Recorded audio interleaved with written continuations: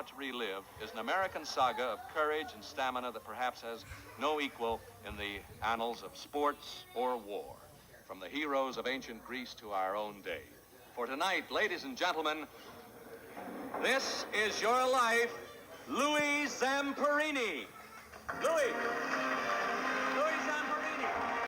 Louis Zamperini was born on January 26, 1917 in Olean, New York. He died at age 97, July 2nd, 2014 at Los Angeles, California. I started getting in trouble because of the kids like to hear me swear in Italian, so they were always picking on me to hear me swear in Italian. Louis Zamperini moved to Torrance, California in 1999 and attended Torrance High School. Zamperini and his family spoke no English when they moved to California, making him a target for bullies. To keep Louis from getting into trouble, his older brother Pete got Louis involved in the school track team where Pete was already a star. He took Louis on training runs, and at the end of his freshman year, he finished 5th in the All-City C Division 660-yard dash.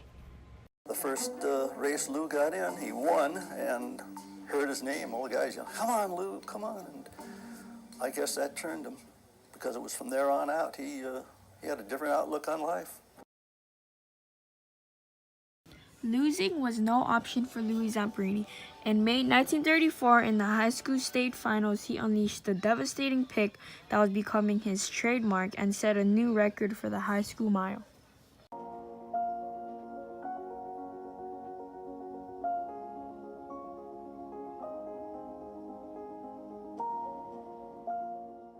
The city dads, when they gave me my suitcase, they had painted on the outside the Torrance Tornado.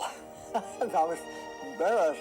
I finally got a roll of adhesive tape, and I put it over the Torrance Tornado. I didn't want to get on the train with all these great athletes, and a little punk high school kid comes in there with Torrance Tornado. At first, the punk high school kid was in the back of world record holder Don Lash. Then Zamperini pulled up right next to him and stayed there. The final 100 meters they ran together.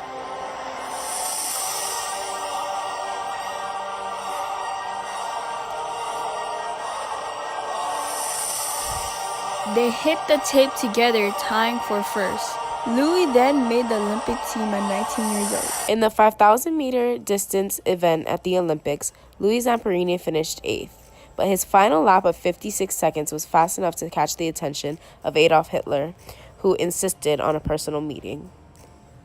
Hitler shook his hand and said, "Ah, you're the boy with the fast finish." Before leaving Germany, Louis wanted a souvenir. He climbed up a 50-foot flagpole and took the Nazi flag that was hanging on it.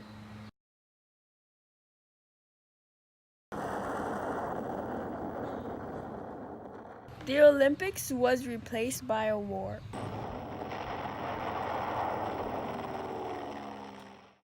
Louis signed up to be a bombardier in Texas with the rank of second lieutenant. He got stationed in Hawaii, where in his spare time he trained more for track. While Louis was training, him and his crew got a call for a rescue mission. The only plane that was available to them was the Green Hornet, which had been stripped of its parts for the use of other planes. Pilot Russell Phillips had been told that the plane passed inspection, but As we circled to look for it to be in the water, our number one engine, the RPMs dropped.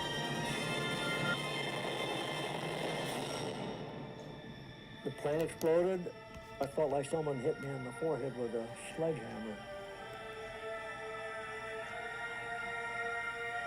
My head comes out of the water. It looks just like the world has just stood still for a moment. The plane was completely blown apart, and I could see the pilot, Russell A. Phillips, and McNamara. out of all 12 crew members, Zamperini, McNamara, and Phillips were the only to survive the crash. Zamperini was the first to spot the yellow life raft. He swam to it in a hurry, then went to scoop up McNamara and Phillips. Within the first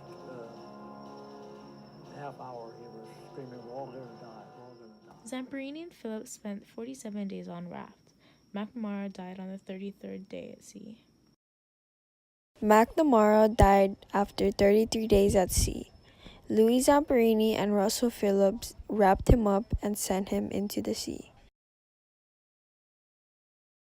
The next day, we see the squall coming towards us. It's not squall yet, it's just a cloud, and all of a sudden we look up, and now it's raining.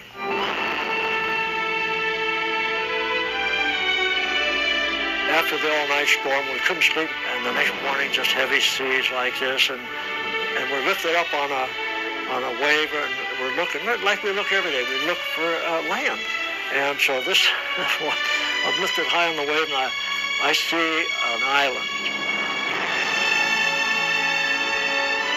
On their 47th day adrift, Zamperini and Phillips reached land in the Marshall Islands and were immediately captured by the Japanese Navy. They were held in captivity and severely beaten and mistreated until the end of the war in August 1945. Zamperini was initially held at Kwajalein Atoll. After 42 days, they were transferred to the prisoner of war camp at Ofuna. Later transferred to Tokyo's Omori POW camp and was eventually transferred to Naosu camp.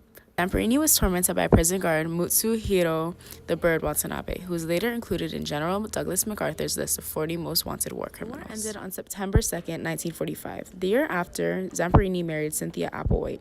He remained married to her until her death in 2001. They had one daughter, Sissy, and one son, Luke. 4 days before his 81st birthday in January 1998, Zamperini ran a leg in the Olympic torch relay for the Winter Olympics in Nagano, Japan. While in Japan, Zamperini attempted to meet with his most brutal tormentor, Mutsuhiro Watanabe, also known as the Bird, but Watanabe refused to see him. Zamperini's death had been announced previously when the U.S. government classified him as killed in action during World War II. But Zamperini's actual death came 70 years later from pneumonia on July 2nd, 2014 in Los Angeles. He died at age 97. In 2014, Louis Zamperini had a film made about him called Unbroken. It was directed and produced by Angelina Jolie, written by the Coen brothers Richard LaGravinci and William Nicholson. It is based on the 2010 nonfiction book by Laura Hillenbrand. What's up? Thank you so much for watching our documentary. We really hope you guys liked it, and we really love Zamperini with a passion. With a passion. With a passion. Thank you. How could I forget? What did you forget? The bibliography. Oh! We got most of our information from Wikipedia, and we got the videos of his interviews from YouTube. Thank you for watching. Now you wanna be free, so I let you fly. 'Cause I know in a heart, babe, our love will never die, no. You'll always be a part of me.